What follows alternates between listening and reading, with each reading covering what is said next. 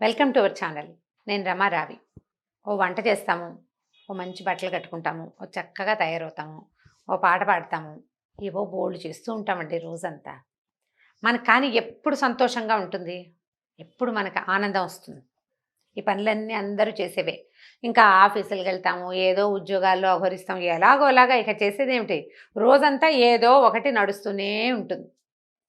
వద్దనుకున్నా పని చేయాల్సి వస్తుంది, మానేద్దామన్నా కూడా. కానీ మనకి కొన్ని కొన్నిసార్లు చేస్తున్న పని చాలా ఉత్సాహభరితంగా అనిపిస్తుంది.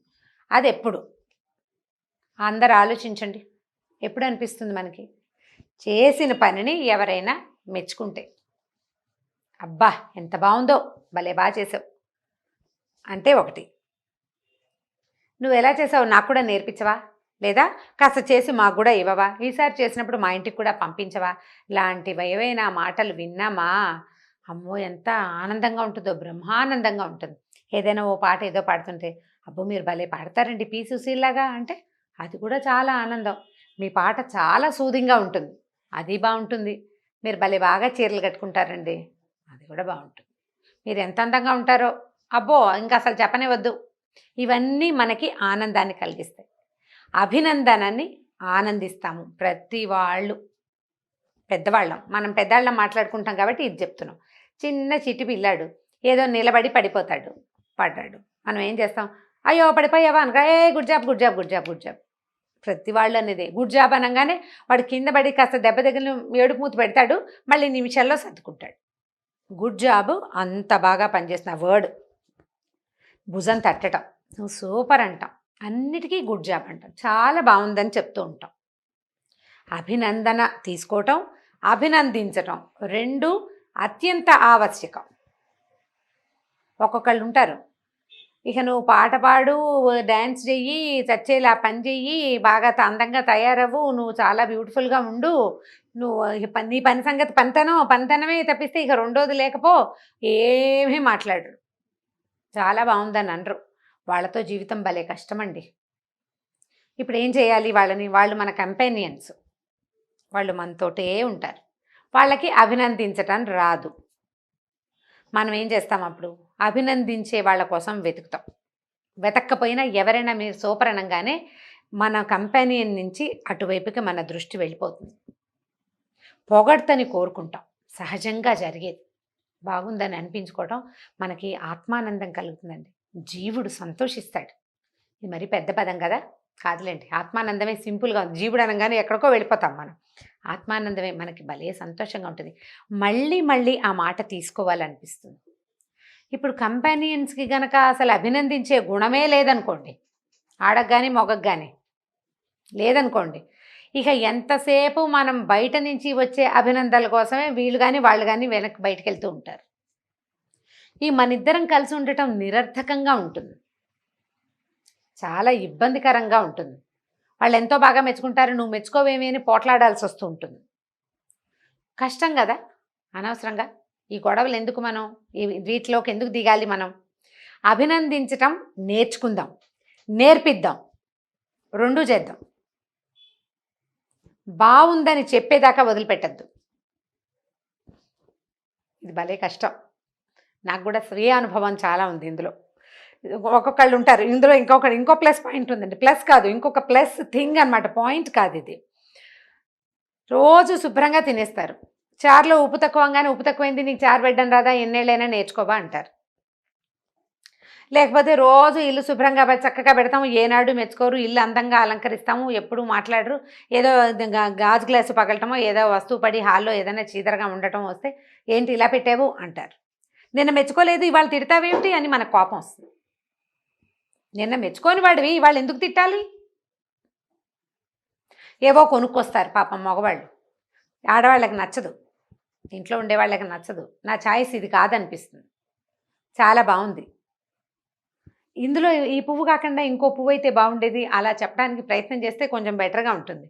నాకు నచ్చలేదు అంటే ఏముందండి, రెండోసారి వాళ్ళకి తేవాలనిపించదు. పైగా తాము తెచ్చిన దాన్ని మెచ్చుకునే వాళ్ళు ఎవరైనా ఉన్నారని వాళ్ళు వెతకడం మొదలు పెడితే కొత్త కష్టాలు వస్తాయి. ఇది ఇబ్బంది కదా. అయితేనండి దీంట్లో ఒక మాట చెప్తాను.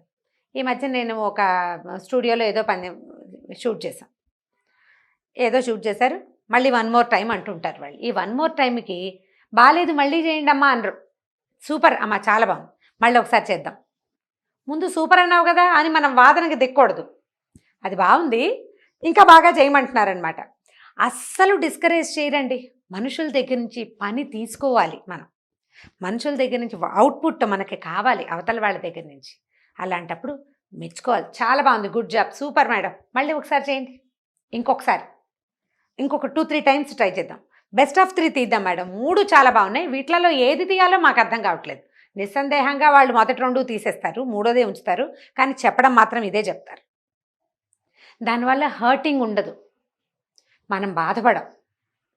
బాగా చేయలేదు, నీ మొహంలా ఉంది, ఏమీ బాగోలేదు అని అనగానే వెంటనే ఏమవుతుంది, మన ఆత్మానందం, ఆనందించే ఆత్మ ఉంటుంది చూసారా, మనకి సంతోషం కలిగించే లోపల స్రవించే రకరకాల హార్మోన్స్ అవి డీలా పడిపోతాయి. మళ్ళీ నార్మల్ అవ్వడానికి టైం తీసుకుంటుంది. తర్వాత మన అవుట్పుట్ ఏమీ బాగుండదు. ఇది నాకు స్వానుభవం కూడా, నేను చెప్తున్నాను కదా. జనరల్గా అభినందించటము ఒక కళ. అభినందించటము, అభినందన తీసుకోవటము కూడా. అవతల వాళ్ళు చాలా బాగుంది, చాలా బాగుంది, చాలా బాగుంది అని అనగానే వాళ్ళ దగ్గర ఫ్లాట్ అయిపోయి లేనిపోని కొత్త ఇబ్బందులు తెచ్చుకుంటారు కొంతమంది ప్రాణులు. వాళ్ళ సంగతి మనకొద్దు. మనం అభినందించటం ఎలా అనేదే నేర్చుకోవాలి. ఈ అభినందన చిన్న పిల్లల నుంచి పెద్దవాళ్ళ వరకు చాలా ఆనందాన్ని కలగజేస్తుందండి. మెచ్చుకోగానే రక్తం పరిగెడుతుంది లోపల, నవ్వొస్తుంది కదా, సిగ్గు కూడా వేస్తుంది. ఎవరైనా చాలా మెచ్చుకున్నారనుకోండి, వెంటనే మనకు బ్లష్ అవుతున్నాం మనం అనిపిస్తుంది వాళ్ళకి. అవతల వాళ్ళు చాలా పెద్దవాళ్ళు, చాలా గొప్పవాళ్ళు, అబ్బా చాలా బాగా చేశారండి అనగానే లోపల ఉవ్వెత్తున ఒక ఆనంద తరంగం లేచి బ్రెయిన్ని తడుతుంది, లేదా బ్రెయినే మిగిలిన భాగాల్ని తట్టేస్తుంది. దాంతో బ్లడ్ ఫ్లో పెరిగిపోతుంది.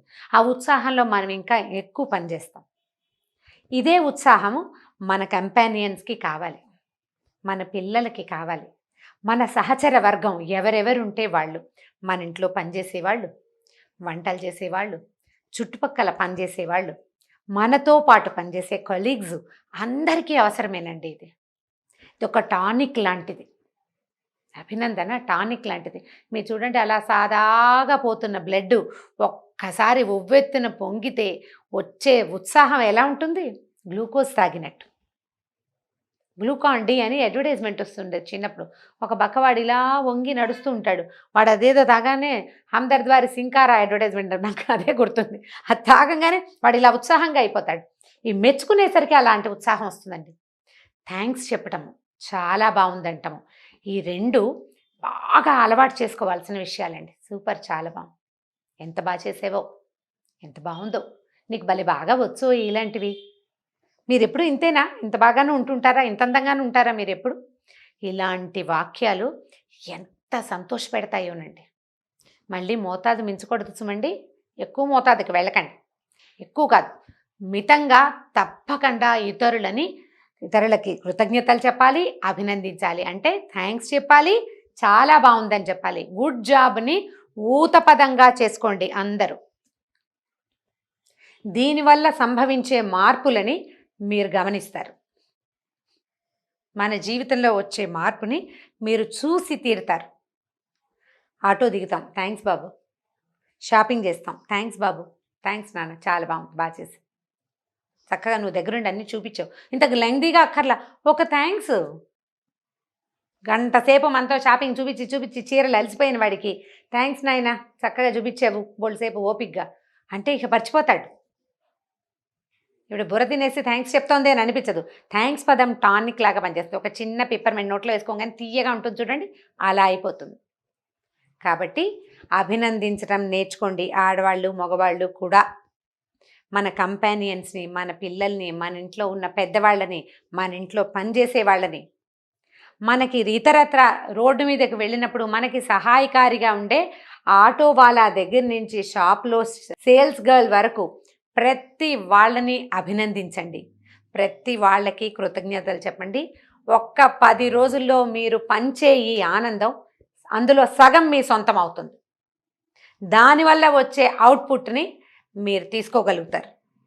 జీవితంలో తప్పకుండా మార్పు దొరుకుతుంది. ఈ వీడియో కనుక మీకు నచ్చినట్లయితే లైక్ చేయండి, షేర్ చేయండి. మరిన్ని వీడియోస్ కోసం మా ఛానల్ని సబ్స్క్రైబ్ చేసుకోండి.